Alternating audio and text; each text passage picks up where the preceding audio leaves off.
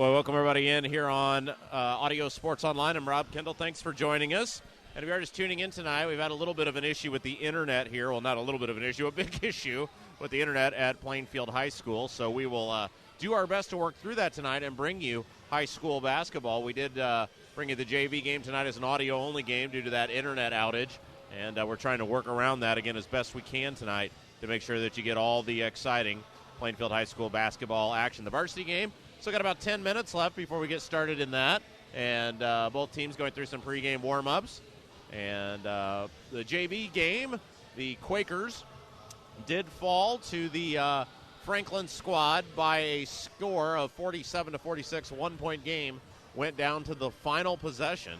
And we'll have the archive of that audio posted up for you tonight a little bit later. Again, going through some pregame warm-ups, and Lex Zorn will be your play-by-play announcer for the evening. He'll be up here momentarily to check in and let us know the lay of the land and what's going on as far as the starting lineups. We remind you that tomorrow will be our final broadcast of the season as the Plainfield Quakers will play host to the Lebanon Tigers to wrap up the 2015-2016 regular season home campaign, at least. And then, of course, still a couple games left before they head off to sectional action. Plainfield will be the home team on the scoreboard tonight, wearing their home whites with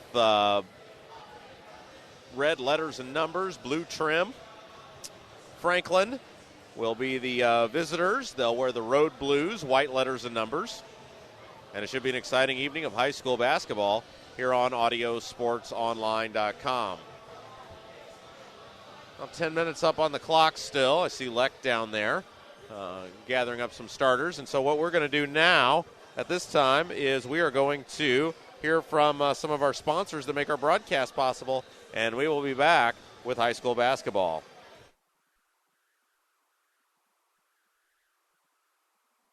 El Cerrito in Plainfield is the area's leading Mexican restaurant, serving Plainfield, Indy, and Avon since 2013. They specialize in Mexican food, guacamole, fajitas, burritos, enchiladas, tacos, cheese dip, fried ice cream, and much more. For all your Mexican food needs, visit El Cerrito in Plainfield.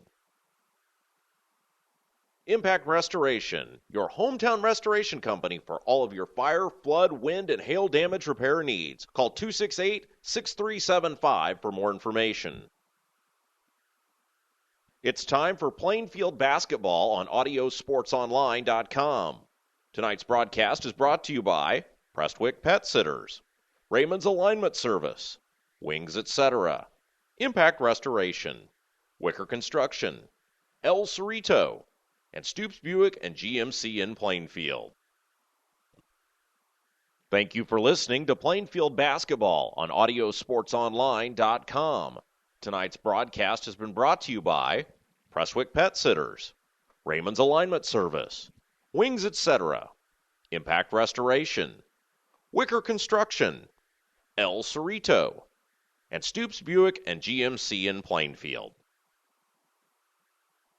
Prestwick Pet Sitters and owner Dan Crawford is a proud sponsor of the Plainfield Quakers basketball team. Prestwick Pet Sitters has been in business for over 20 years, servicing Plainfield, Avon, and Danville, specializing in in-home pet care for all types of pets, from Angora rabbits to zebra fish and all cats and dogs in between. Visit PrestwickPetSitters.com or call 745-9900 to learn more or schedule an appointment before your next trip.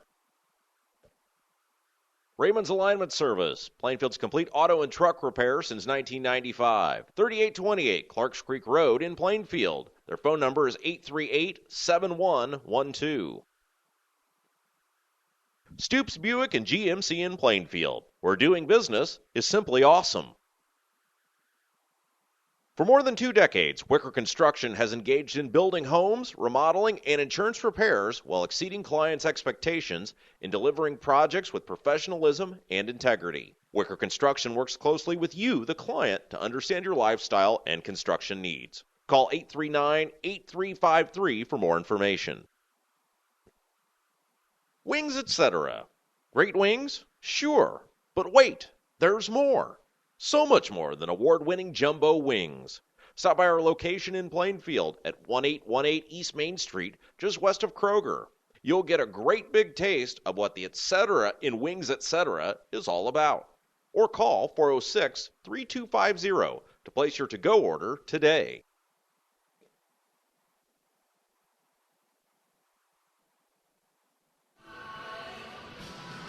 Well, back here at Plainfield, we're just a few minutes away from tip-off here. 6:45 to go here on the warm-up clock. We've got starting lineups for you. First of all, for the visiting Franklin Grizzly Cubs, who entered the game with a record of 13-6. We have, first of all, at guard, we have Cameron Smith. He's a 6'1 senior. Then also at guard, Blake Winsel. He's a 5'9 senior. At forward, Andrew Hartcorn, a 6'3 senior. Also at forward, we have Jarrett Birch, who's a 6'2 senior. And finally, running out the starting lineup, we have the only non-senior starter. We have number 35, Hunter Gross, who's a 6'3 junior. Now, for your Plainfield Quakers,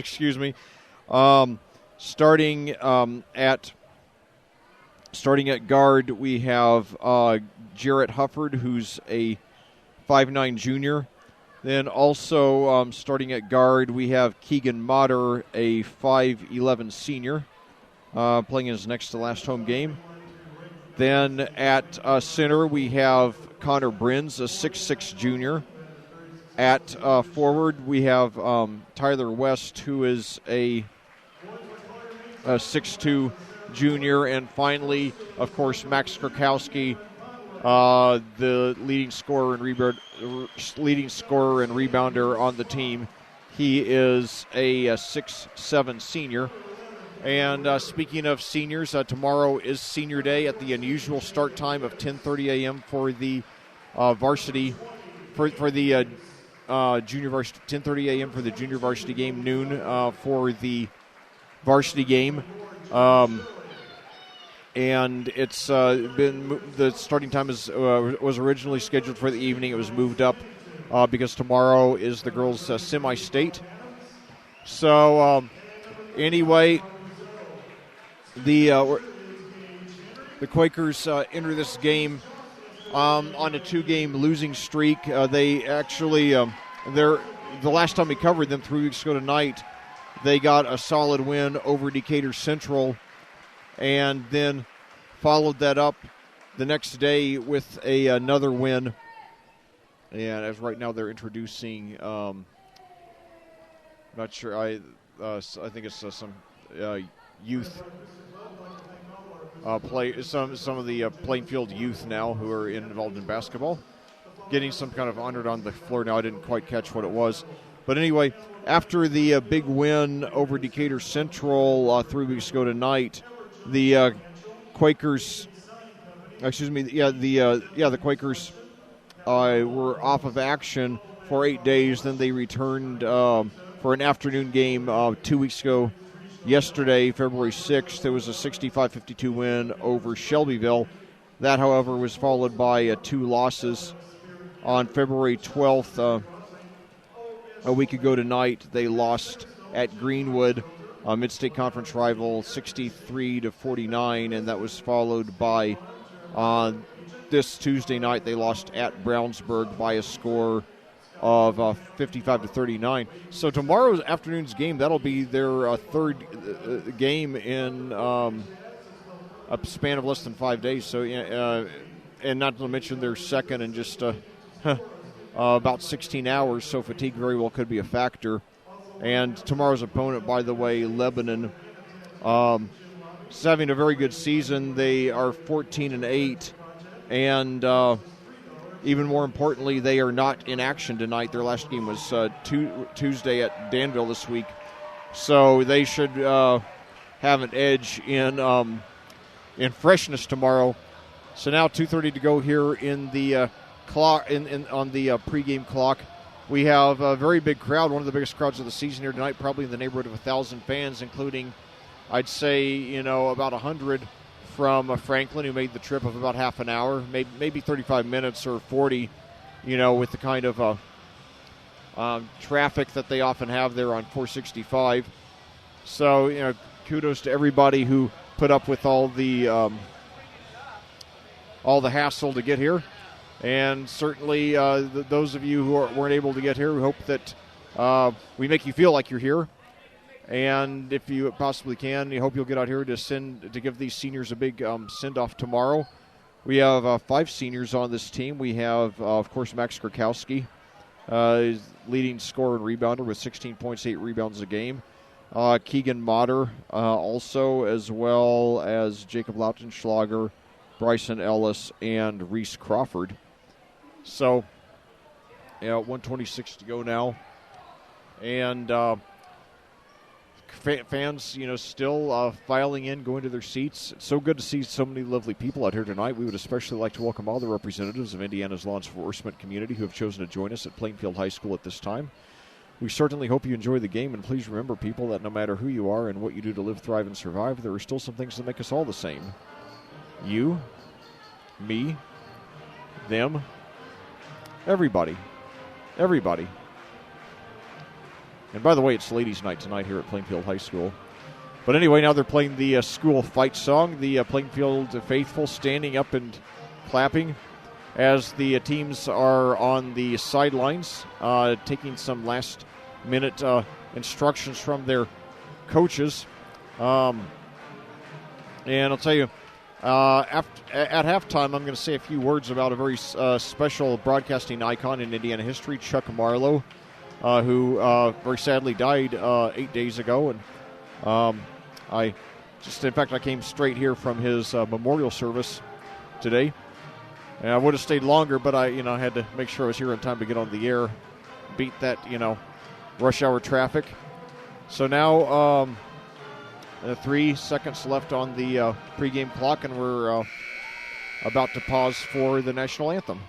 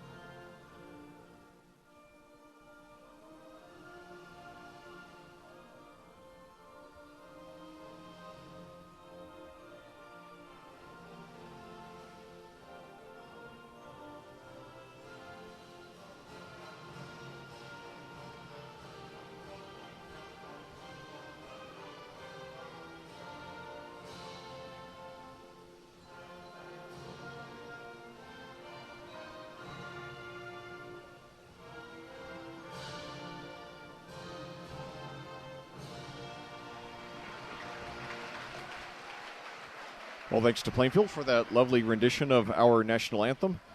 And now the teams go back to the sidelines. We're about to have the official starting lineup,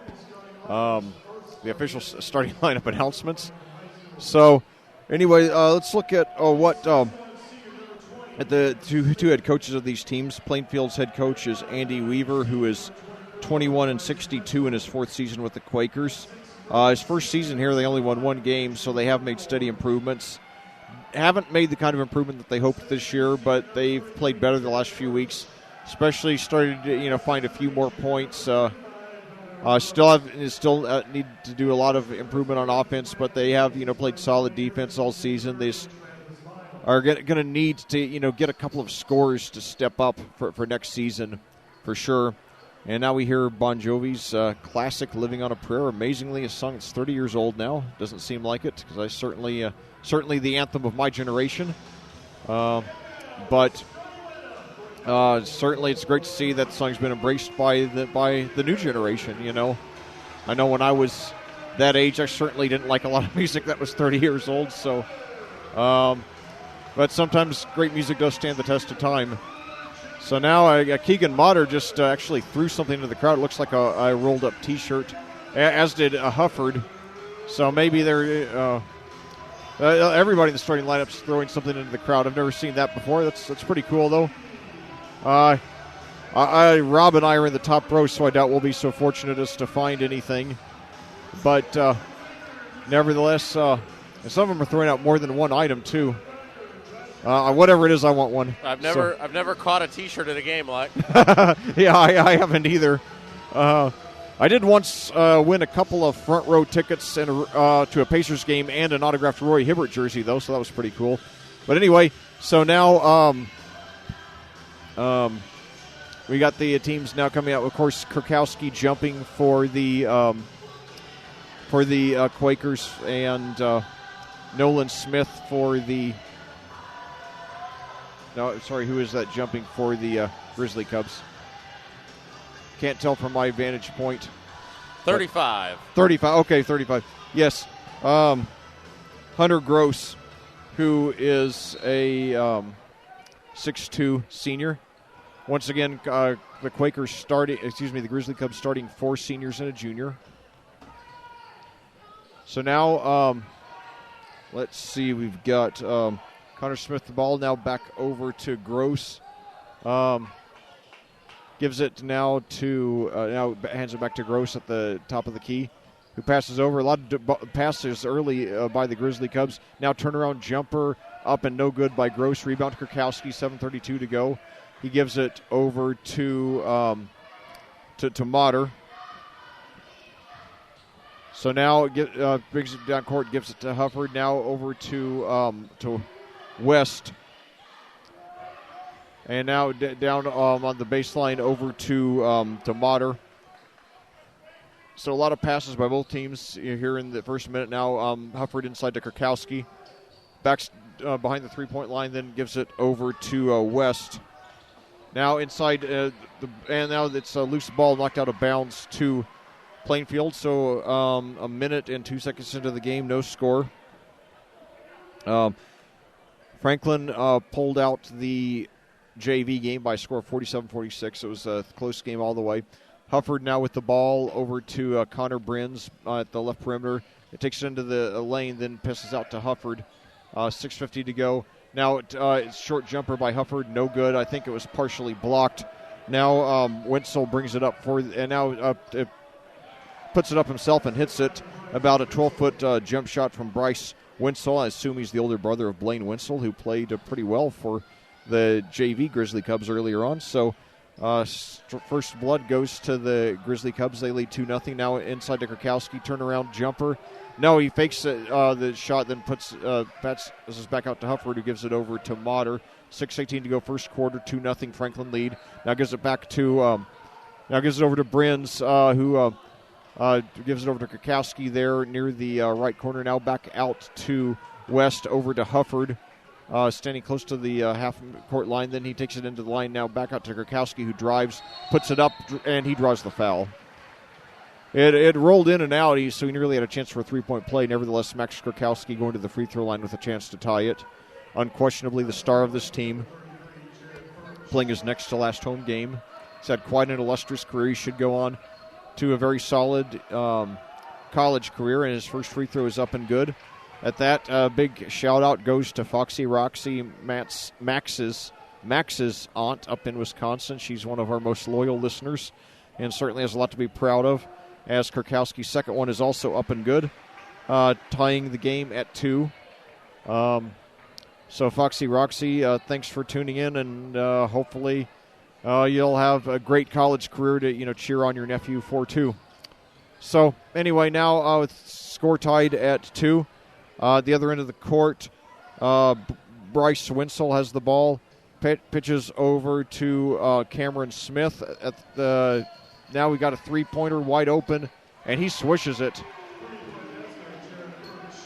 That was by Jarrett Birch, Bertsch, another good German name. So I wonder if Franklin's some kind of big German community.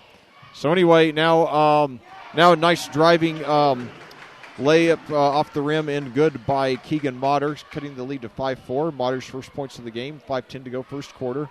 Franklin 5, Plainfield 4. Franklin, one of the better teams on Plainfield's schedule this season. The Grizzly Cubs, after 10-14 last year, have improved so far this year to 13 and 6. Three-pointer there, no good by Smith. And now a lost ball there by Kurkowski. And so now Gross brings it up to the free throw line, turns around, pitches back to, and now gives it over to Connor Smith inside now. And jumper just inside the three-point line. No good there by 55. I thought it was 30, because the thing is, you have a hard time I have a hard time discerning the threes from the fives because of the Franklin has a really unusual font. But now baseline jumper by Brins in and out, and the rebound goes to Winsel, who brings it up.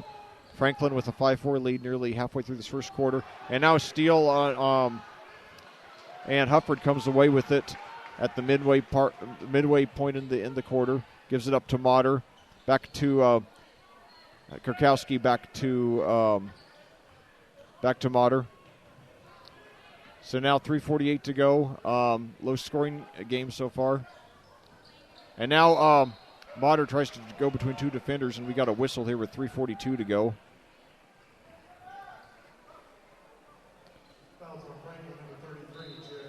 They're going to get Birch for a foul. That's his already his second.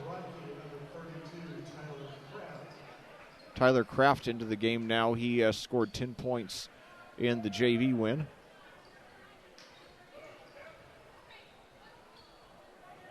So now Motter with the 3:38 to go first quarter.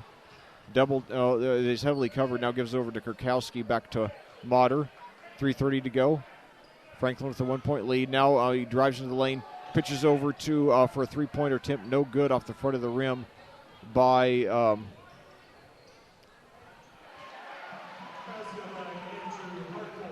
and Andrew Hartcorn there scores 2 on the other end for Franklin. And now then the ball got away at the other end, and Franklin gets it, trying to add to the lead, but the sloppy pass down floor goes out of bounds, though it is tipped to Franklin. So Kurkowski sits down early, and Gavin Bizot comes in. He's had an up-and-down season. He got demoted to JV for a while. Now Hartcorn now on the inbounds pass lays it in, so it's a 9-4 lead in favor of Franklin. But Bizot actually got sent down to JV for a few games. Now he's back playing varsity ball. He has great size, 6'9". Still has a lot of rough edges, but certainly, time to, improve and end up being a big part of this program's future. So 9-4 your score, 2:36 to go here, first quarter. And we've got Bryson Ellis, is one of the seniors, 6'2", into the game now for Plainfield. Hufford now out to Ellis, now back to Hufford, inside to Bizot. He takes it into the lane, puts it up, and he draws the foul. Nearly had a chance. No, they're going to say he.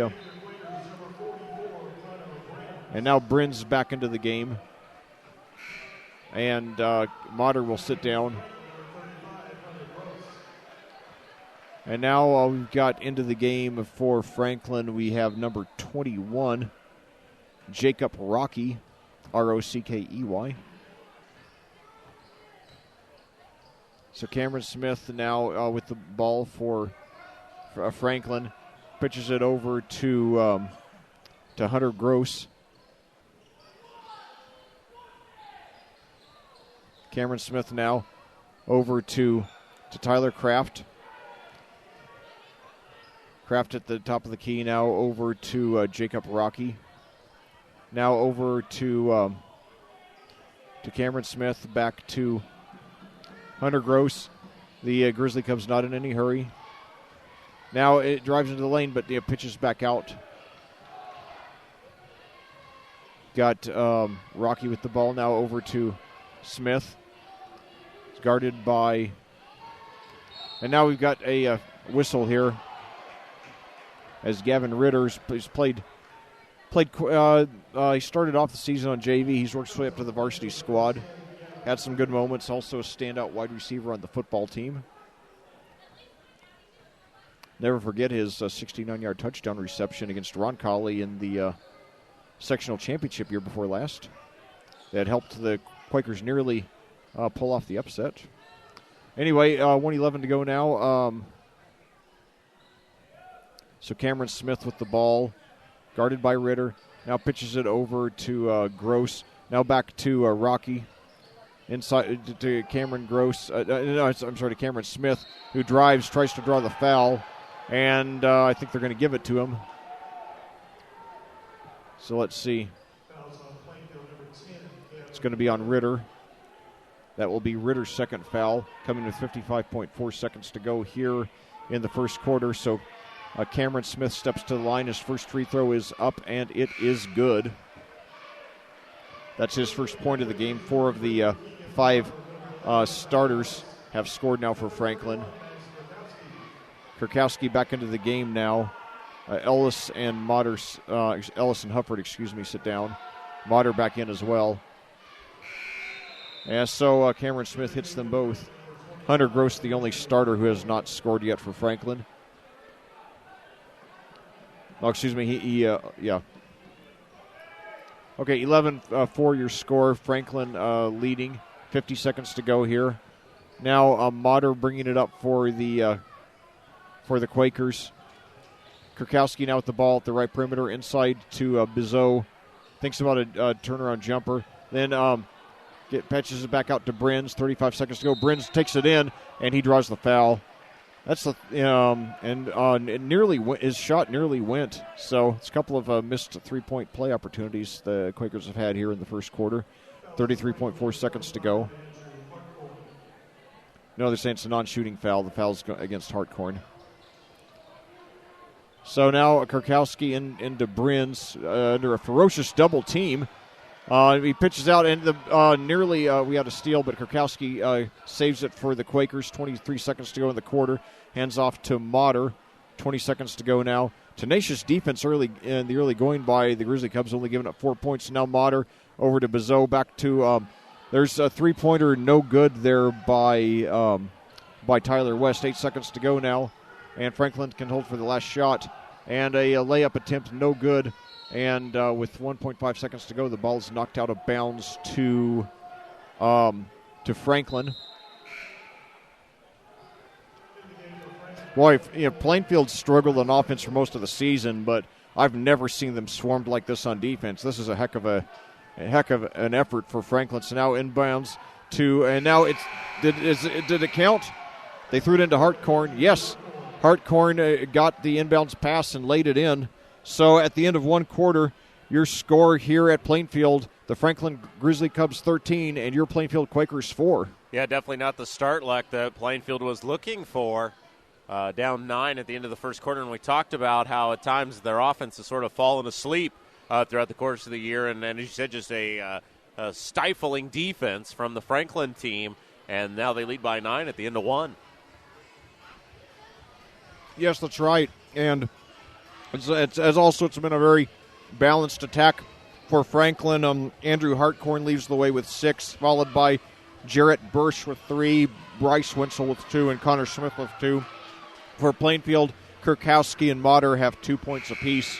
Hey, just a reminder for everyone, our games tomorrow, they're early due to the semi-state. The JV starts at 10:30. The varsity starts at noon. So early starts tomorrow on our final broadcast of 2015-2016. Yes, indeed. And so please come out here for Senior Day and give these seniors hopefully a victorious send-off against the Lebanon Tigers. Alma mater, of course, of the legendary Rick Mount, former Purdue and Pacers star. One of the great shooters in basketball history. So now Motter with the ball. Gives it over to Bizot, back to Motter near the half-court line. Motter drives forward, loses control of it, though. Picked up and now brought up court. Jumper by Winsel, and he swishes it. So Winslow with 4 points now. It's a 15-4 lead. Plainfield better get something going early. This could slip away here in the quarter. So now West with the ball. Over and now inside to Kurkowski. They're going to need a lot of offensive production from him. Inside to Bezeau, who lays it in on the assist from Kurkowski. So very good, Bezeau. He's really struggled on offense in his varsity games this year, so that hopefully will be a confidence builder for him. 15-6 your score now. Bezeau, a 6'9", he's got a lot of potential. And hopefully, he'll these last few games start taking some steps to build on for next season. So now, Franklin with the ball. Wetzel with the ball gives it over to. Cannot tell who that is from my vantage point. Now over to Tyler Kraft now, one of the heroes of the JV game in that big win. Gives it now back over to Rocky. Now a three-pointer there from the right perimeter is good there by Tyler Kraft. So he's now scored in both games. 6:12 to go. 18 to 6 your score now. And now a three-pointer by Bezeau, no good. Rebound by Rocky, who brings it up. 5:58 to go. Now inside is a lay-in by Hartkorn. He has 8 now to lead all scorers. And Plainfield takes a timeout, trailing 20-6. Yeah, Leck, it's just not getting any better for the Quakers. They're really struggling, and Andy Weaver meeting his team there on the court as he did take the 30-second timeout. Going to try to draw some things up, but right now they just look like Franklin just looks like they have more energy, and they look like they're more enthusiastic, and their defense is stifling again these Plainfield Quakers. Yes, and keep in mind that outside of Kurkowski, 16 points a game, nobody else on Plainfield averages more than 6. So that when one player has to carry that kind of an offensive load, it is very tough to come back from a deficit like this, even this early in the game. Just a little over 2 minutes into the second quarter here at Plainfield. So Motter now, Hufford to inbounds the ball to Ellis. Send back to Hufford, who takes it past the midcourt line. Passes over to West at the left perimeter. Coming off a screen by Kurkowski. Now pitches to Kurkowski. He looks inside to Brins, but he's covered. So Kurkowski keeps the ball, now drives it himself, puts it up, and he hits it. So Max Kurkowski with 4 points. It's a 20-8 lead in favor of Franklin. They're going to need a lot of power from Kurkowski if they're going to come back and win this game. So now on the other end, and now we got a steal there by Brins, and it's 3-on-1 fast break. Brins takes it in himself. He hits it, so Connor Brins with his first points of the game. It's now 4 points in a row for the Quakers. They cut the lead to 10 points now. It's 20-10 in favor of Franklin. 5 minutes to go in the second quarter. So now at the other end of the floor, Cameron Smith gives it over to Hunter Gross. Back over to now back to Gross there at the right perimeter. He dribbles now, passes over now to Jarrett Birch. Now gives it inside, and the layup is no good. Picked up by Kurkowski, dishes it to Hufford, who brings it up. Now over to Kurkowski, puts up a 3. No good off the front of the rim. Rebound by Brins, though. But that's knocked away, though, and controlled by Franklin. And now Winslow brings it up, but it's stolen away by Hufford. 3-on-3 fast break, gives it up to, who was that? That's Kurkowski, who lays it in. So all of a sudden a 6-point lead, a 6-point run, by Quakers cuts the lead to 8, 20-12. So the Quakers finally showing some signs of life on offense. Very nice run there, Leck, as we said, and they were down and out of this one, but little 6-0 run here lit a spark under the Quakers. They've got the lead down to 8 with 4:06 left to go in the first half. Yeah, so, don't write this one off yet. They are going to need, not only to do a lot on offense, but they're going to have to make a lot of stops on defense as well. Plainfield comes into this game averaging 51 points. Franklin comes in averaging 62. So definitely that does pose a challenge, but when they got down by 14, the Quakers have responded well to it. They've made some good stops on defense that they've converted into points. And when you're not a great shooting team, they're a 41% team from 41% shooting team from the field. So they're going to have to create some easy baskets probably if they're going to have a chance to come back and win this one. So now we've got Birch passing in now to passes in to Cameron Smith over to Wenzel, who brings it up. Wenzel's done a lot of the ball handling for the Grizzly Cubs. He's a 5'9" senior. Gives it over to Cameron Smith. Nice double team in the corner. Gives it now back over to Birch. No, I'm sorry, to Gross, excuse me. Now he hands it off and now inside to a driving, and the ball is stuck between the backboard and the rim. Nice effort there. It was a behind-the-back layup attempt by Cameron Smith. Just goes slightly awry. I believe that's the first time I've ever called a game where the ball got stuck like that. So, anyway, Cameron Smith now inbounds to Hartkorn. Now gives it over to Rocky. Back to, and now we've got into the game, I believe. Yeah, that's Cameron Wrigley. He's another senior, 5'11". Now inside the layup there by Hartkorn, who has a game-high 10 now, the first double-figure scorer in the game. So that breaks the 6-0 run by the Quakers. And now we got a ball knocked away into Franklin there. Hands the ball off to Tyler Kraft, who drives to the basket and puts it in. So Tyler Kraft had 10 points in the JV, now 4 points in the varsity. The other end, they get it into Brins for a layup, cutting the lead to 10. So 4 points for Brins now. Now the other end, three-pointer up, no good. Rebounded by Brins.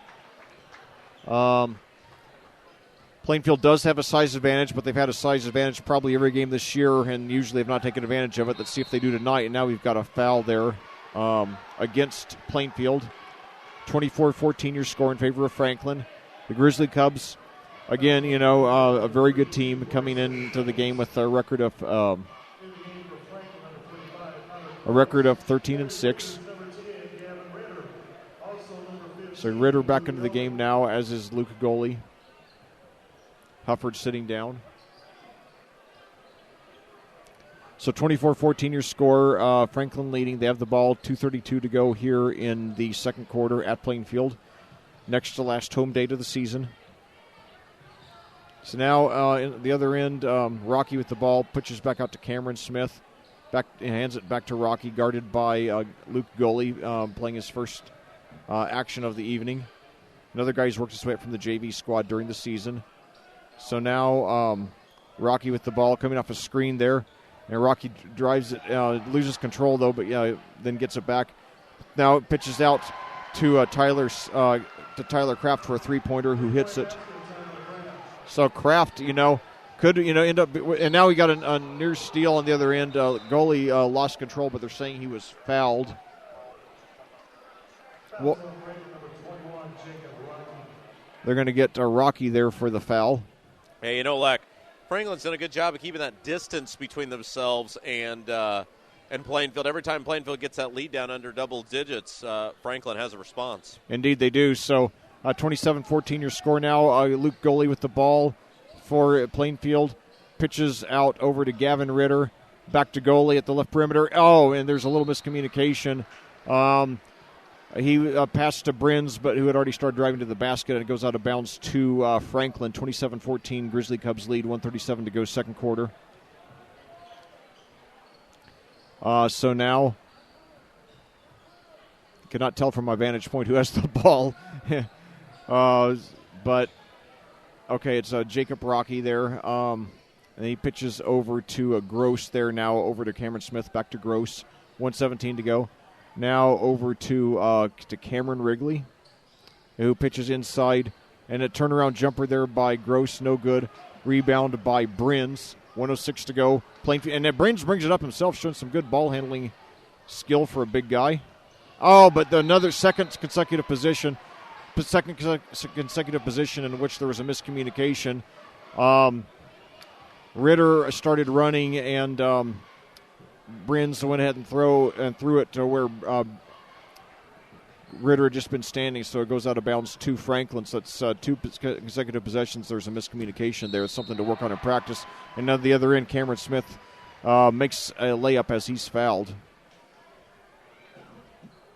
Leads up to 15, Leck, and that's getting into that scary territory for Plainfield, as it's going to be very hard to come back in this game. Yeah, it was 14 earlier, and then Plainfield went on that 6-0 run, but now the Grizzly Cubs have come back into Reese control of the game as Motter and now and Trey Davis, another JV guy, coming in. So a lot of guys, Coach Weaver's trying a lot of different things this year, moved up a lot of JV guys. Free throw no good, rebounded by Kurkowski. So 44 seconds left to go. Franklin with a 15-point deficit. By the way, that foul last time was on Tyler West. So now 36 seconds to go. And now a near steal there. Brins gets it. It goes out of bounds. He tries to get it, but it's knocked out of bounds. To Plainfield, though. No, I'm sorry, they're saying to Franklin. Wenzel coming back in now for Franklin. 26.8 seconds to go here.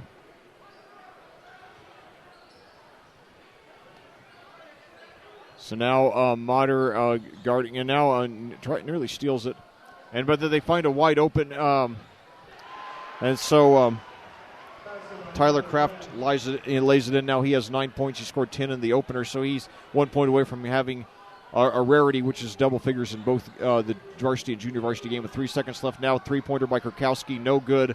And then Bizot puts it up and in, and it will count. So Gavin Bizot giving the Quakers a minor lift at the end of the half, scoring his third and fourth points of the game. So we head to the locker rooms here at Plainfield with Franklin threatening to run away from it. The Quakers got a little more offense going in the second quarter, but they still trail their conference rival Franklin Grizzly Cubs by a score of 31-16.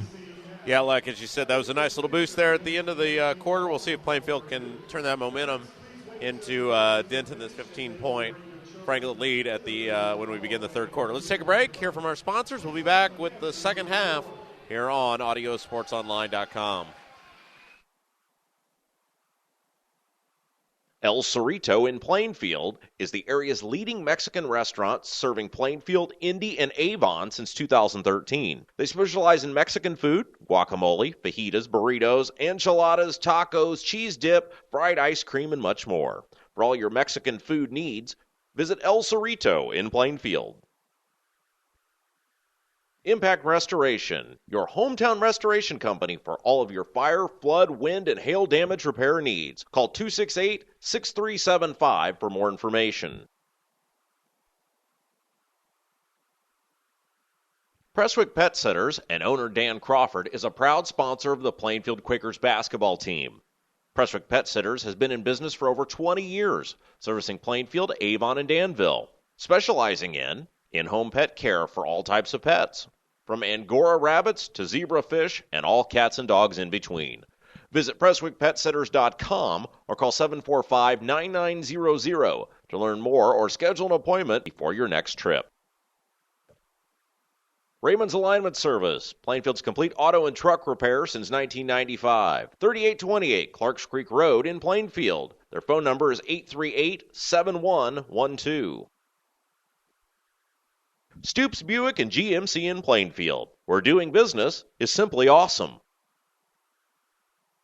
For more than 2 decades, Wicker Construction has engaged in building homes, remodeling, and insurance repairs while exceeding clients' expectations in delivering projects with professionalism and integrity. Wicker Construction works closely with you, the client, to understand your lifestyle and construction needs. Call 839-8353 for more information. Wings, etc. Great wings? Sure. But wait, there's more. So much more than award-winning jumbo wings. Stop by our location in Plainfield at 1818 East Main Street, just west of Kroger. You'll get a great big taste of what the etc. in Wings Etc. is all about. Or call 406-3250 to place your to-go order today. Well, back here at Plainfield, we're at halftime in this varsity boys basketball game between your Plainfield Quakers and the visiting Franklin Grizzly Clubs. Franklin, one of the better teams here in Central Indiana, 13-6 record, one of the most improved teams in the state this year. They played a swarming defense that's really stifled Plainfield. Max Gorkowski leads the Quakers with 6 points, followed by Connor Brins with 4, Gavin Bizot with 4, and Keegan Motter with 2 for Franklin. Andrew Hartkorn has 10, followed by Tyler Kraft with 9. Cameron Smith with 4, Bryce Wetzel with 4, and Jarrett Bursch with 3. This time, I'd like to take a break from this game and talk about another basketball icon. Very familiar to Hoosiers, at least of my generation and older, and sadly who we lost just a week ago yesterday. I'm talking about Chuck Marlowe, who was IU's TV basketball commentator for 35 years from 1958 to 1993, starting 12 years before the Bob Knight era, and then also hosting the Bob Knight Show for its entire 29-year run. Marlowe also did a lot of non-sports commentary for WTTV Channel 4 back when it was an independent station. Did a kids puppet show. He hosted a local American Bandstand style show. Did commercials for Channel 4, and just was involved in about every aspect of the station. And he was such a mild-mannered gentleman. Probably wasn't the best basketball expert, but it didn't matter because he was the best fan, and he just always conducted himself with grace and courage, and always conducted himself with grace and class, and really did a great job balancing out the volatile and unpredictable Bob Knight, and really was the ideal host for the Bob Knight Show. So anyway, he will be greatly missed. He died at the age of 86, survived by his wife Marion of 22 years, 4 sons, and many grandchildren and great-grandchildren, among others. I attended his memorial service today over at Tabernacle Presbyterian Church in downtown Indianapolis at the corner of 34th and Central, where Chuck was a member.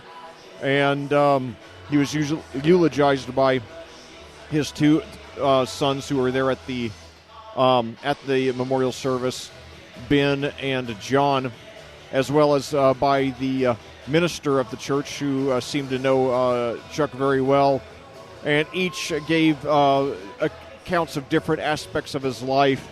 And I went expecting to hear a lot of stories about his commentary, and of course I did hear some, but really what stood out most is the accounts from both John and Ben about what a great loving father he was. And Ben even said it was sometimes embarrassing that his father would say "I love you," in front of Ben's friends. But I think Ben probably appreciates that now. And I had the honor of meeting both with John, Chuck's son, as well as his sister Sharon, and just telling them how much I enjoyed Chuck's commentary growing up, and how really, other than Bob Knight, there was no one with whom I associated so closely with IU basketball, and they were just very, very, very appreciative of my words. So I'm glad I got to talk to them, and certainly, I'm, I've been commentating sports for 4 years, and obviously my credentials are a lot smaller than Chuck Marlowe's, but, hope to stick around for many more years. And, even if I'm not the greatest sports expert, I hope it comes across that I am, that I love baseball and football and basketball as much as anybody, and hopefully that makes up for any lack of expertise that I have. So, if the good Lord allows it, I hope to keep on going. I'm 45 now. I hope to at least keep on going until I'm Vince Scully's age. I think he's 87 now, and in what I think he says is likely to be his last year with the Dodgers. His amazingly 67th year with the team, going back to the Brooklyn Dodgers days. So, anyway, I was really great to hear all those stories about Chuck Marlowe, some of which I was familiar with, some of which I wasn't. Certainly he had a full life and was a vital part of this state, of the culture of the state, and one of the major statewide celebrities that we had for several decades. So looking ahead to the second half here at Plainfield. Plainfield trails by 15. It's a game in which they're not out of it, but they're going to need to get something going relatively soon. And they're going to have to really clamp down on both sides of the ball. It's just, especially since they're not a great shooting team, try to create some easy baskets. And, they started to do that a little bit in the second quarter. They only scored 4 points in the first quarter. They improved that to 12 in the second. So they're going to have to, do even better in the second half now that they have this 15-point deficit. And they just had some sort of, presentation for some of the youth sports here in Hendricks County. And now Franklin returns to the court for the second half. Plainfield has yet to return. Coach Weaver likely making a lot of adjustments there. Now Plainfield just returns now. And so they've restarted the warm-up clock. And so had a chance to visit with Brian Woodard, head coach of the Plainfield Quakers football team. All right. It's halftime. Well, great. I look forward to covering them next year. They really, this past year, for being without their starting quarterback half the season and putting in their freshman Ben Slayton, they did, some very good things, had a couple of nice wins. And we're looking for big things out of them this season. Gavin Ritter, their star wide receiver, will be a senior. And so they are going to have some holes to fill at running back and some other positions, but got a lot of promise to, be a big factor in the Mid-State Conference. Yeah, it should be a good year, Coach. Great coach. I let him know, Leck, there's some guy in Washington Township, which is mostly Avon, but a little bit of Washington Township falls into Plainfield. Yeah. That's running for state delegate. Oh, yes. And his name is Brian Woodard. Oh, and I wanted to make sure it wasn't him, and he said no. And I said, okay, I thought that, and so not a lot of people have combined sports and politics. There've been a few. Small world, man.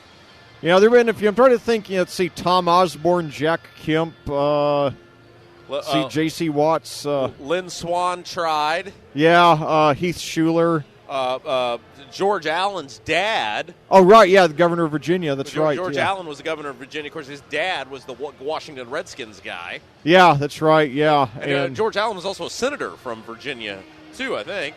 Okay, yeah, that sounds right.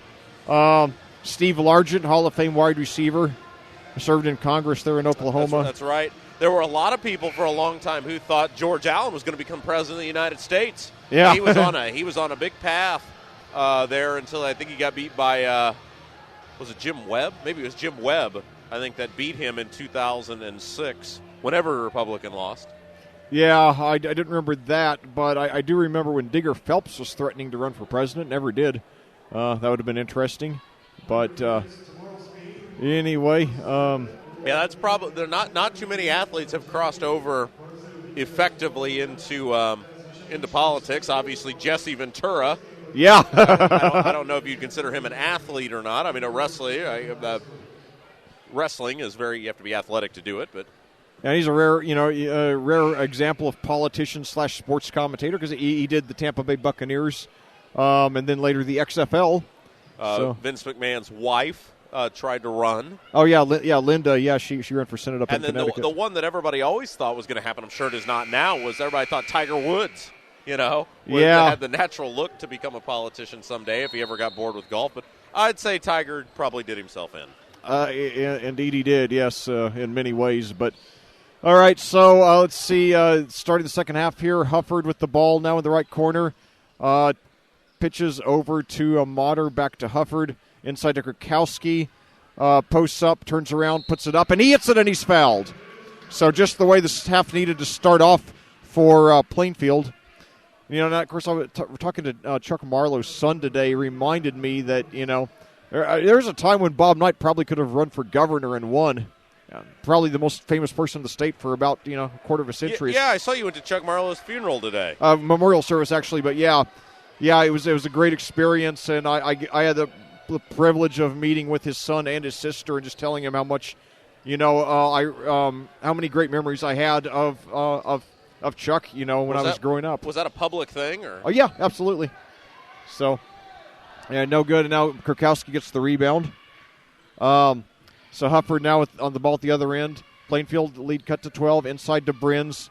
To a driving Kurkowski, but it's knocked out of bounds to Plainfield.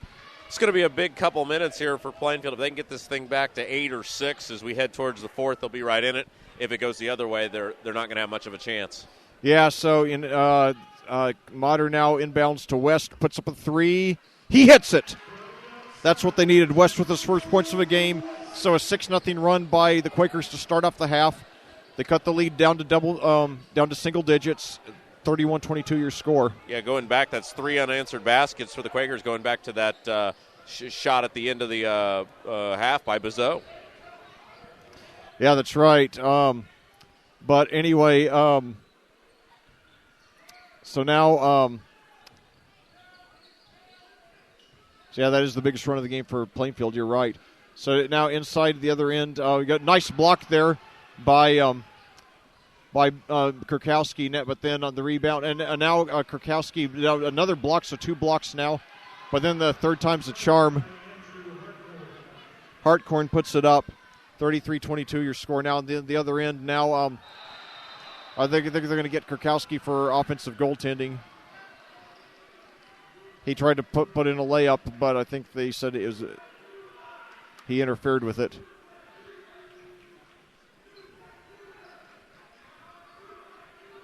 So now Hartkorn, who has a game-high 12, brings it up for the Grizzly Cubs. So now Kurkowski, and now pitches back out to, now back into a layup there by Jarrett Bursch. I'm sorry, by Hunter Gross, excuse me. So Hufford now, as the Grizzly Cubs have now run off 4 consecutive points of their own to counter the 8-0 run by Plainfield. So now Motter with the ball, turns around, pitches over to Brins, puts up a short jumper, no good off the rim. Rebound there by Wenzel. And now he gives it to Birch at the free throw line. Pitches back out to Wenzel, guarded by Hufford. 5:21 to go here, third quarter. Franklin with a 13-point lead over Plainfield. Now Gross with the ball. Pitches inside, gets around a double team. It's blocked, but Franklin maintains possession. Now Gross with the ball. 5:04 to go, guarded by Kurkowski. Pitches it over, and now it's stripped away. Kurkowski comes away with it. Gives it to Motter, 4:56 to go here. Now down to Hufford, baseline jumper, and he hits it. So Jared Hufford with his first points of the game, cutting the lead to 11, 35-24. And now Franklin nearly loses it. It's knocked out of bounds to Franklin, however. So now Motter sitting down, and Trey Davis coming in for the Quakers. Tyler Kraft coming back in for Franklin now, who has the ball and a 35-24 lead, 4:39 to go, third quarter. Franklin's been in control most of the game. So now hook shot, good, but by Hartkorn. He gets it up over Kurkowski. Hartkorn 6'3", and now nearly stolen away, but Plainfield maintains possession. Gets down to Kurkowski, puts up a three, and he hits it. Kurkowski with 12 now. Nobody else on Plainfield has more than 4. It's a 10-point lead for Franklin. 4:08 to go in the quarter now. 4:03 to go.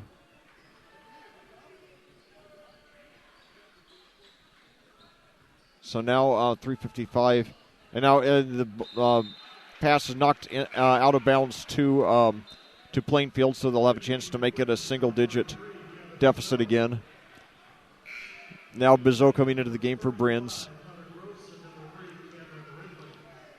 Several substitutions, a couple of substitutions taking place for Franklin. So Bizot inbounds to, I believe that's Hufford. He's standing parallel to me. His side is standing. But anyway, he drives to the baseline now. Gives it back to West now. Moves over to his right. Pitches it over to Kurkowski on the right perimeter. He's guarded closely. And now we got a timeout here. Or did they say... trying to see what the call is. Someone was emphatically against whatever the call was. Yeah. Apparently, I guess it was I think they said he traveled. So 3:22 to go now. 10-point Franklin lead. 3:19 to go in the quarter. And now a jump shot just inside the 3-point line. It's good. By Jacob Rocky, his first points. On the other end now.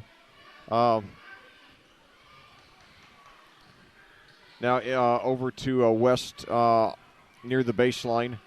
He pitches over to Hufford inside to Kurkowski. Hufford now with a three-pointer. He hits it. So Hufford with 5 points all in this quarter. It's a single-digit lead again, 39-30. Plainfield has shown some signs of life. They've cut the lead from as high as 16 down to 9. Still, and now a near steal, but they're going to get a foul there. They're going to call a foul.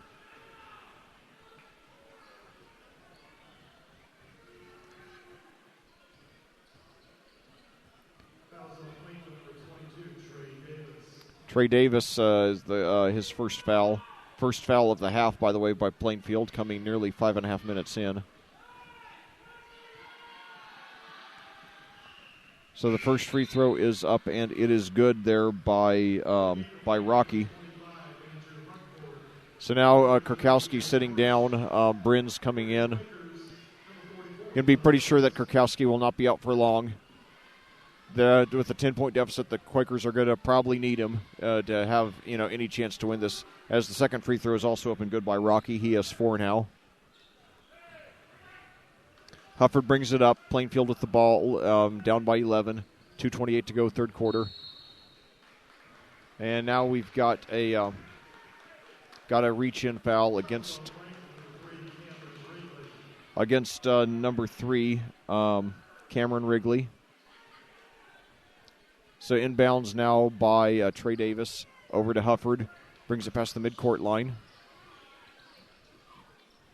Now over to West, three-pointer, and he hits it. He knew he was going to shoot at that time, Lack. From the moment he was moving towards the corner, he was waiting for the ball, and he was going to catch it regardless of where he caught the ball at. Yeah, it's an outstanding shot there by Tyler West. Cuts the lead to 8, the smallest deficit in quite a while, maybe since the first quarter. So now at 41-33, Plainfield's still in a hole, but they're showing signs of life now. And especially, it's good to see that they were able to get some offense with Kurkowski on the bench. So now, other end of the floor, you got inside to Hartkorn, who hits a driving layup, pushing the lead back up to 10. Hartkorn with a game-high 16. And now on the other end, we've got a foul against Plainfield. So every time the Quakers make a move, Franklin, pads their lead again. So Birch inbounds the ball to Rocky. That's Jacob Rocky, Rockey. Now a three-pointer that's up and no good by Gross. Rebound by Bizot. Using his size, he's 6'9", tallest player in the game. And the Quakers take a timeout with 1:05 to go in the third quarter, trailing by 10. Well, they've done a good job of getting back into this ball game, and like we said when the quarter started, if they could get it to 8 or 6 by the end of the quarter, they'd be right in it, and they're only down 10. So these are a big possession or two they're going to have to wind down the third quarter, Leck. Indeed, yes. And there's to elaborate a little further about Chuck Marlow's memorial service. It was open to the public, and they had a nice turnout there at his church there downtown, and got to hear a lot of great stories about him from his minister as well as from his sons John and Ben. And I had a great time just talking with his son John as well as his sister Sharon, as well as Chuck's sister Sharon, and just telling him how much that when I was growing up, there was nobody other than Bob Knight with whom I'm more closely associated with IU basketball. He was a real icon in the state for a couple of generations, and certainly one of the great broadcasters, in Indiana history. So he'll be deeply missed. Yeah, and I think it's really cool that you went to that service, Leg. I think that's really neat that you went out there and did that, and I'm sure they really appreciated you being there and all the members of the public who showed up. Yeah, it was great to see so many people turned out, and that it was great that the family was available for to meet and to share memories like that with. So now Ritter inbounds the ball to Kurkowski. Now Trey Davis with the ball, 59 seconds to go in the quarter. Plainfield trailing by 10. Now coming off a big screen by Bizot. Ritter drives no good, but West comes with the rebound. Davis now thinks about a three, gives it out to Bizot behind the three-point line. Bizot now drives over to Ritter now, over to West behind the three-point line. He's hit a couple of three-pointers in this quarter. Nearly loses it, but now he gives it to Bizot. 32 seconds to go now. Ritter with the ball now back to West. 25 seconds now in the quarter. West drives to the basket, puts up a short jumper, no good off the rim. And Franklin gets the rebound. And now Rocky brings it up, 15 seconds to go. Franklin likely to hold for the last shot. Rocky guarded by West. Now he pitches over to near steal there by Bizot as they were trying to get, I believe it was Gross inside. No, I'm sorry, that was Hartkorn. So it's going to be a foul on Hartkorn, though. That's his second. So Plainfield will get at least one more shot here in the third quarter. Now West sits down with 6 points coming on those threes. Now inbounds to Hufford. 5 seconds left. Takes it past midcourt. And now it's stolen, though. 2 seconds, one. Three-pointer by Rocky. No good off the rim. So we head to the fourth quarter here. Plainfield with 8 minutes to erase a 10-point deficit. They trail the visiting Franklin Grizzly Cubs by a score of 43-33. Yeah, that could have been a real disaster, Leck, there at the end of the third quarter, thankfully for Plainfield. They missed the shot, so they'll go down 10. Not exactly where they probably wanted to be, but still better than, I believe it was it 15 at the half. So they're gaining ground. 1 quarter to go. Yeah, they did cut the lead from 15 to 10 in that quarter. So did make some strides on offense. They scored 17 points in that quarter, which is more than the 16 they scored in the first 2 quarters combined, and outscored the Grizzly Cubs by 5 in the quarter.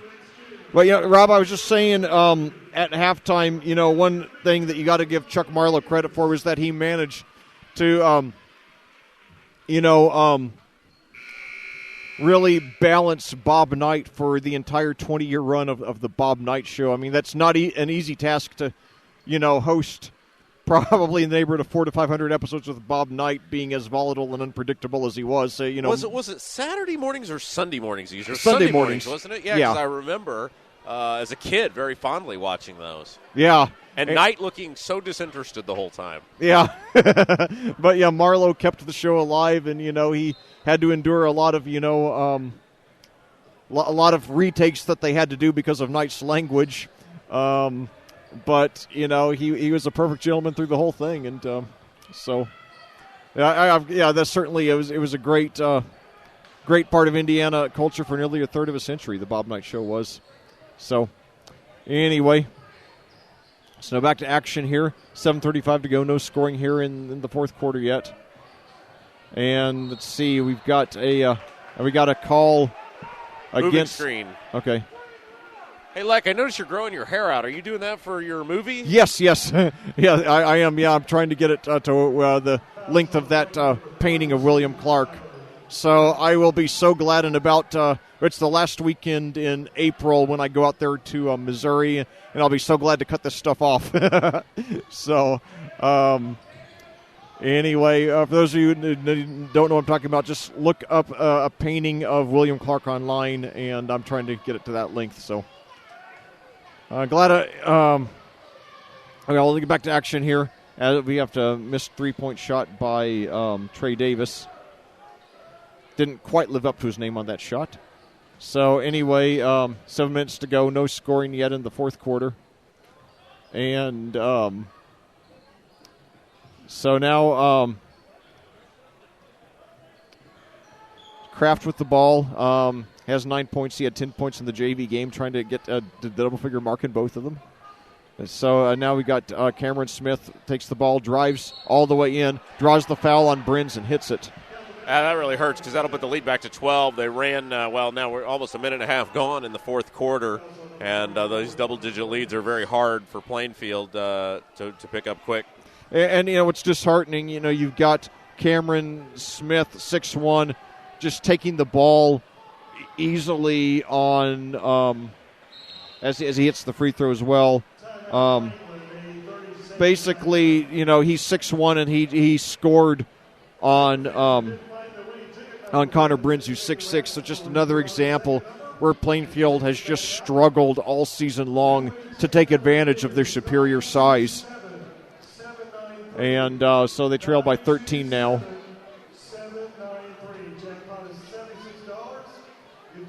Because, my brother, once grew a beard for 3 months for a role, so at least I don't have to do that. Because that would not be real good for my social life. My brother's actually playing a homeless guy, and he actually wants to see if he looked authentic. He actually went out in the street and begged for a couple hours. Got a total of 35 cents. So anyway,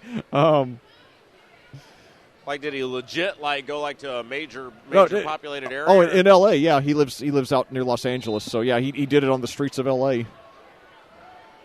The pictures of him look pretty authentic too. So anyway, so Hufford now with the ball, over to Kurkowski, back to Hufford. Now 3-pointer there, in and out there by Davis. And nearly a steal on the rebound by Kurkowski, but didn't quite come away with it. 6:16 to go. As the game starts to slip away from the Quakers, they've threatened to make to get within striking distance a few times, but never quite there. And now we've got another opportunity for a 3-point play. Hartkorn now with 18, a game high. Hartkorn 6'3", and once again, scoring over a guy 6 inches taller. Again, Plainfield struggling to take advantage of their height, their superior height, as Hartkorn will have the chance to get his 19th point here.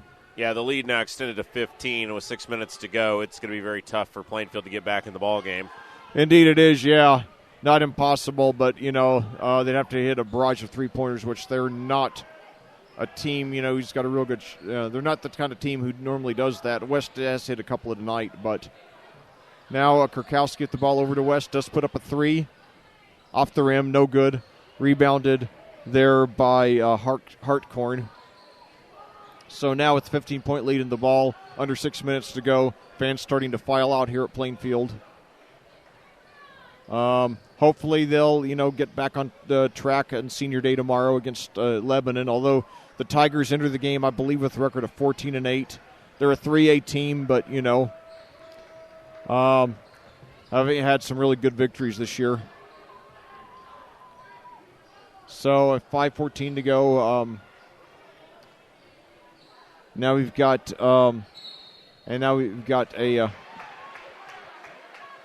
there's a whistle there against Franklin. So it's maybe a moving pick, I'm not sure, but Hufford brings it up now, pitches inside to Kurkowski, and triple team gives it over to Bezeau. Now back to Kurkowski, puts it up and in. Kurkowski with a team high 14. He averages 16. 13-point deficit now, 4:49 to go.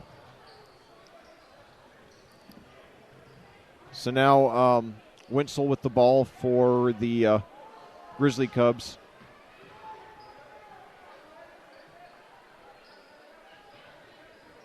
So, and now we've got a whistle here.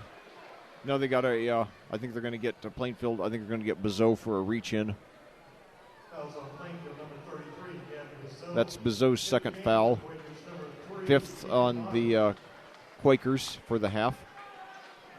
So Ritter now sitting down. Motter coming back in for Plainfield.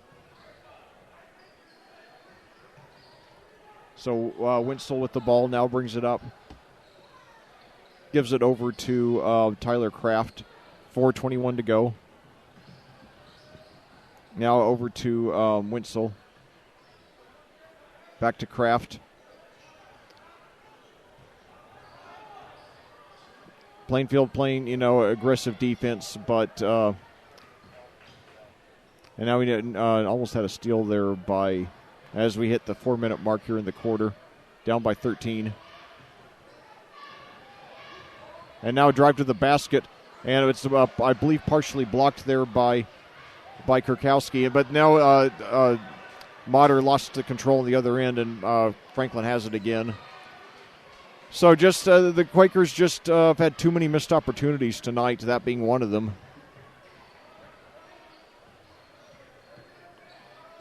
3:30 to go now. And now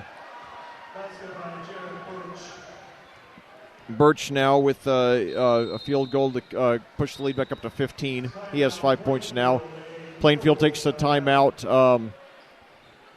3:20 to go. So Quakers look like they're on their way to their third consecutive loss. Still 3 games to play to tune up for the to the playoffs. And let's take a look to see what's ahead for the Quakers here. They've obviously their home schedule is actually very top heavy. I believe 5 of their first 6 were at home, and then it's been pretty sparse since the start of the season.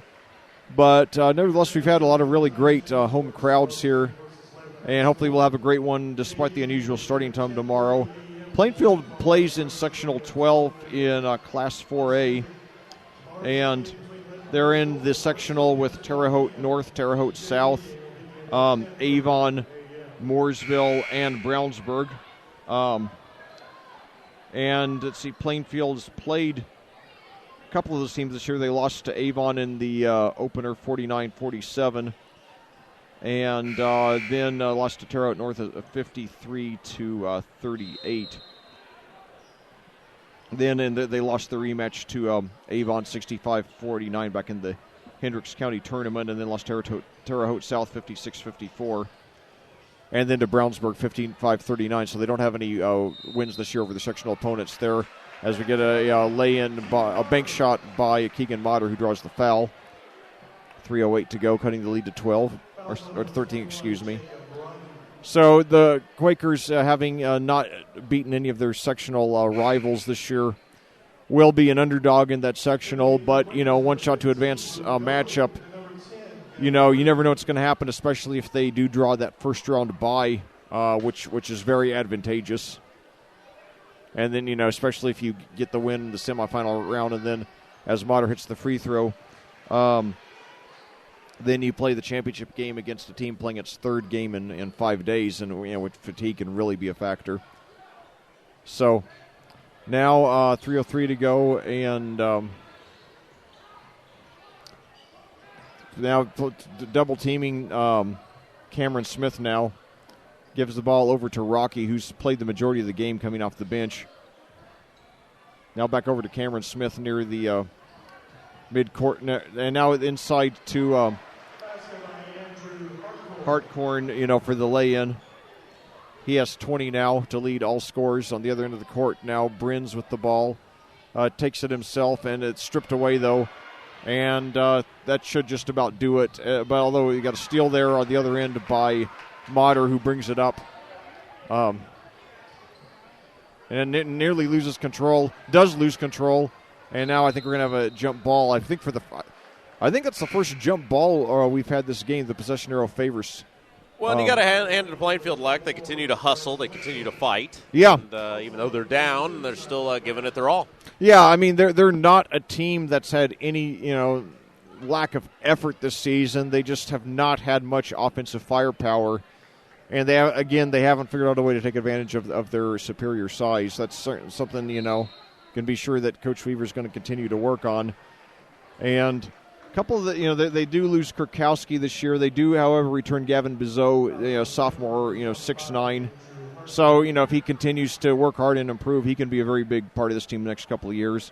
Also, Connor Brins, he's a junior now. He'll be back next year, 6'6". Again, certainly, potential for a lot of improvement there. So now 2:06 to go, 14-point deficit for Plainfield. Brins has the ball, gives over to Gully, behind the back dribble, and we got a foul here. It's going to be against Plainfield. So the couple hundred or so fans over on the Franklin side going to have a nice drive back home tonight, getting a very good conference road win. As Hartkorn, with 20 points inbounds, under 2 minutes to go now.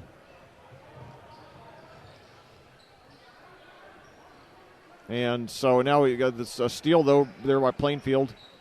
Goalie will bring it up now, 1:46 to go, gives it to Motter. Pulls up, three-pointer, in and out, rebounded by, and we got a foul there. Brins got the rebound, and I believe he was fouled. So Connor Brins will be going to the free throw line. He has 4 points on the game. So now Bizot sits down, as does Ritter. Some substitutions for Franklin as well. And Jacob Lautenschlager, playing his second to last home game, now checking in, as does Reese Crawford, another senior. So now Brins will go to the free throw line. A minute 39 to go. Plainfield down by 14. In and out there on the there's a 1-and-1. So 1:34 to go, and near steal there, and the collision there by goalie and Wentzel.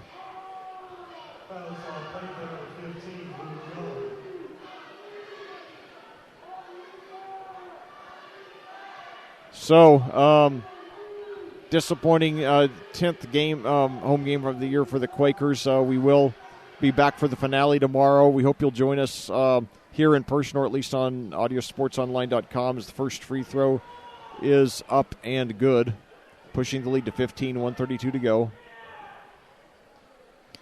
I hope to see you here at 10 o'clock. Feel free to come in your pajamas as Wentzel hits both of them. Feel free to come in your pajamas as the JV game starts at 10:30 a.m. With the JV game starts at 10:30 with the varsity game to follow against Lebanon, who's been off since Tuesday, so fatigue likely to be a factor. 16-point lead now for the Grizzly Cubs, 1:26 to go now. A turnaround jumper, no good by Lautenschlager. Goalie now puts up a 3. He hits it. His first points of the game. Cutting the lead to 13. 1:10 to go. So now they got Bryson Ellis with a foul. So a lot of the seniors on this Plainfield team getting play tonight. It's very likely a lot of these fans, because of the early start time, will not be here tomorrow. So their last chance seeing some of these seniors play here at Plainfield. As the first free throw by Tyler Kraft is good, and he now has 10 points as he did in the JV game. So it's the first time I've ever seen a player get 10 points in both the varsity and junior varsity, as Kraft hits the second one. So he's now scored more in the varsity than he did in the junior varsity, 11-10. 56-41 your score. Franklin leads, 1:04 to go. So now at the other end, Crawford with the ball, gives inside to Bezeau, pitches inside to for the lay-in. So Lautenschlager scoring, very possibly his last points ever here at Plainfield. Hopefully he'll score tomorrow as well, but we'll see. 39 seconds to go. Got a nice ovation when he got those two, though. 33 seconds to go, and it's still very tough defense there by the Quakers. And now we've got travel there, as a couple of Plainfield players were going for the steal. So Plainfield gets at least one more shot. Now Franklin getting a standing ovation from their fans, much deserved. They're getting a very, very nice conference road win here.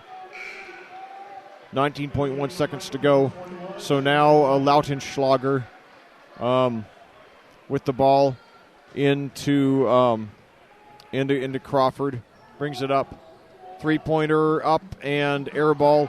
And now rebounded by Nolan Smith, who's played very well in the JV game. 6 seconds to go now. Now down to Smith, who mishandles the full court pass. He throws up a 3, air ball, and that is the game. So disappointing next to last home game of the season for the Plainfield Quakers. They fall to the conference rival Franklin Grizzly Cubs by a score of 56-43 here on Audio Sports Online. El Cerrito in Plainfield is the area's leading Mexican restaurant, serving Plainfield, Indy, and Avon since 2013. They specialize in Mexican food, guacamole, fajitas, burritos, enchiladas, tacos, cheese dip, fried ice cream, and much more. For all your Mexican food needs, visit El Cerrito in Plainfield. Impact Restoration, your hometown restoration company for all of your fire, flood, wind, and hail damage repair needs. Call 268-6375 for more information. It's time. Prestwick Pet Sitters and owner Dan Crawford is a proud sponsor of the Plainfield Quakers basketball team. Prestwick Pet Sitters has been in business for over 20 years, servicing Plainfield, Avon, and Danville, specializing in-home pet care for all types of pets, from Angora rabbits to zebra fish and all cats and dogs in between. Visit PrestwickPetSitters.com or call 745-9900 to learn more or schedule an appointment before your next trip. Raymond's Alignment Service, Plainfield's complete auto and truck repair since 1995. 3828 Clarks Creek Road in Plainfield. Their phone number is 838-7112. Stoops Buick and GMC in Plainfield, where doing business is simply awesome. For more than 2 decades, Wicker Construction has engaged in building homes, remodeling, and insurance repairs while exceeding clients' expectations in delivering projects with professionalism and integrity. Wicker Construction works closely with you, the client, to understand your lifestyle and construction needs. Call 839-8353 for more information. Wings, etc. Great wings? Sure. But wait, there's more. So much more than award-winning jumbo wings. Stop by our location in Plainfield at 1818 East Main Street, just west of Kroger. You'll get a great big taste of what the etc. in Wings, etc. is all about. or call 406-3250 to place your to-go order today. Well, back here at Plainfield for a final time tonight, where your Plainfield Quakers have lost to the visiting Franklin Grizzly Cubs by a score of 56-43. It's a game in which Franklin took control very early on with tenacious defense, led by as many as 17 in the second quarter. Plainfield got as close as 8 in the second half, but every time they made a good run at Franklin, the Grizzly Cubs always responded and pushed the lead back to double figures. And once again, lack of offensive firepower doing in the Quakers. They were led by Max Kurkowski with 14.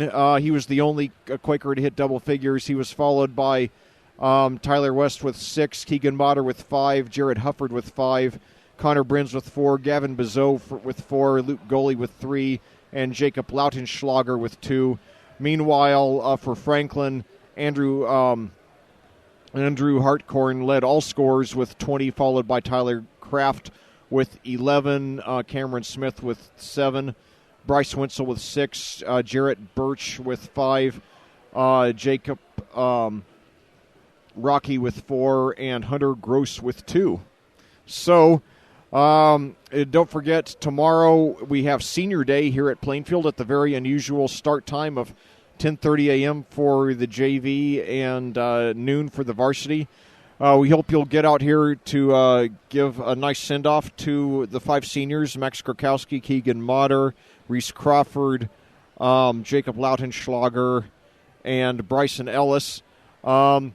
As the Quakers host the Lebanon Tigers, then, of course, next Wednesday and Thursday they'll be on the road at Cascade and Greenfield Central before heading to the tournament in a couple of weeks. So anyway, thank you so much for joining us here on Audio Sports Online. We hope you'll be here with us tomorrow morning in person, or at least on your computer or mobile listening device.